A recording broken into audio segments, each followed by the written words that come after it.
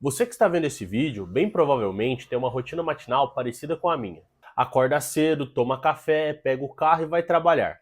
Essa rotina parece quase automática. É um padrão que seguimos todos os dias sem nem pensar. Mas se você acorda tarde, o pão queima, carro não funciona ou acontece um acidente no caminho, pronto, você chega atrasado e o seu dia começa totalmente diferente. Agora deixa eu te contar uma coisa, o mercado financeiro funciona exatamente assim. Ele também segue padrões que dão certa previsibilidade, como se fosse uma rotina.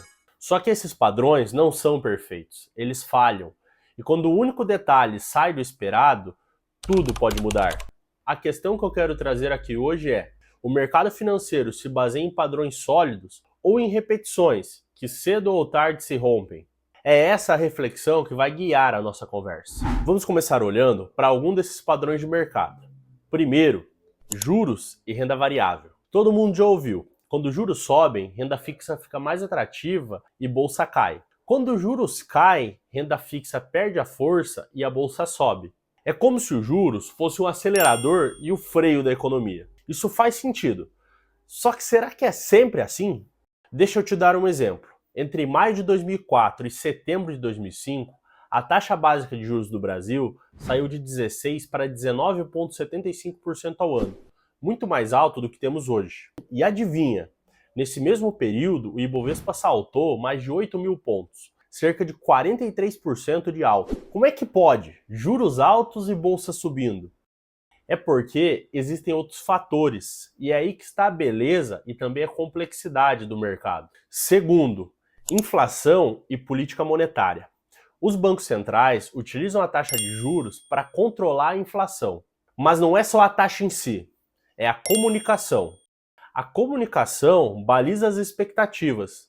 Muitas vezes, o presidente do Bacen deixa uma impressão mais amena ou firme, e já é o suficiente para os agentes mudar a opinião do que acontecerá quanto política monetária, taxa de juros e até mesmo a inflação. Outra lógica importante é atividade econômica e PIB. A lógica é simples. Quando a atividade econômica está aquecida, o PIB sobe. E na grande maioria das vezes, isso é verdade. Mas tem exceções. Vamos lembrar como o PIB é formado. Ele é composto pela soma do consumo das famílias, investimento em bens produtivos, gastos do governo, exportações, menos as importações. Ou seja, mesmo que a economia não esteja aquecida, o PIB pode subir artificialmente pelos gastos do governo.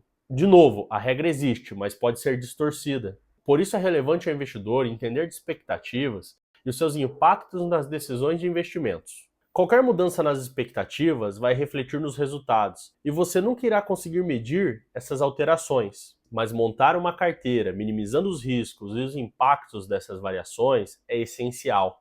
Uma coisa que eu quero deixar para você refletir: existe uma teoria famosa chamada Teoria dos Mercados Eficientes.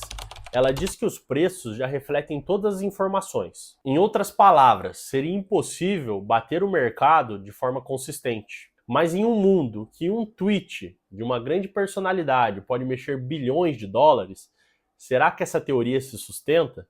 E aqui chegamos a um ponto crucial: o mercado precifica o presente com base no futuro. Se os juros futuros sobem, a bolsa reage hoje. Se os contratos de dólar para o ano que vem disparam, o câmbio de hoje já sente o impacto. É como se o mercado estivesse sempre tentando adivinhar o amanhã.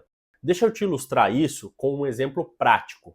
No Brasil, até setembro de 2023, a Selic estava em 13,75% ao ano. E o mercado acreditava que ela iria finalizar 2024 em 9% ao ano.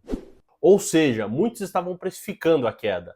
Até mesmo o Banco Central iniciou cortes.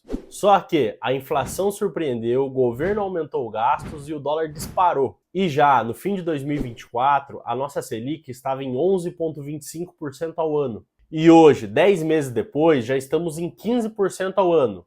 E olha a diferença: expectativa e realidade. Agora, imagine um investidor que comprou um ativo acreditando apenas numa perspectiva positiva. Ele tomou uma decisão e quando a realidade mudou, toda a sua expectativa foi quebrada. E isso faz pensar: será que esses padrões são verdades absolutas?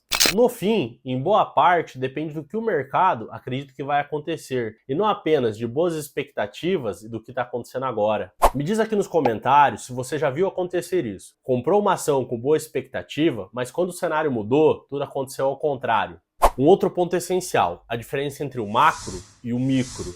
O macro é o grande cenário. PIB, inflação, juros, política fiscal e etc. O micro são as empresas. Balanço, fluxo de caixa, governança, dividendos. Um professor meu da faculdade costumava dizer: o micro é a árvore, o macro é a floresta. Em algumas vezes, o micro vai muito bem. A empresa está sólida, lucrando, está entregando resultados. O macro está ruim. Juros altos, inflação pressionada, incerteza política, e nisso a empresa sofre junto. Isso acontece não porque ela é ruim, mas porque o cenário é desfavorável. Basta olharmos para o que temos hoje. Neste emaranhado de empresas que formam o Brasil, algumas estão indo mal, mas ainda assim, com juros de curto e longo prazo muito altos e inflação acima da meta, a nossa bolsa está sendo negociada muito próxima às máximas históricas. Existem muitos te explicando o porquê disso. Aqui, esse não é o foco. O que eu quero te mostrar é que, de novo, não é uma regra absoluta. O micro e o macro conversam, mas nem sempre essa conversa é previsível. Chegando ao fim, nós temos apenas uma conclusão. O mercado realmente segue padrões, mas eles são falhos e nos criam a ilusão que temos a certeza. Todos os padrões podem ser quebrados a qualquer momento, por uma expectativa frustrada, por uma fala de autoridade ou até mesmo por um choque externo. O investidor que entende os padrões e o peso das expectativas tem uma vantagem enorme. Esse tipo de investidor não se ilude com fórmulas prontas. Ele interpreta os sinais e investe com inteligência. E o meu papel aqui é te ajudar a ser esse investidor inteligente, traduzindo o que parece distante e complicado para algo prático e aplicável. Se esse vídeo fez sentido para você, se inscreve no canal, dá um gostei e compartilha. Compartilha com aquela pessoa que precisa entender como o mercado funciona. Aqui não ficamos no superficial. Eu te mostro como teoria e prática se encontram bem no seu bolso.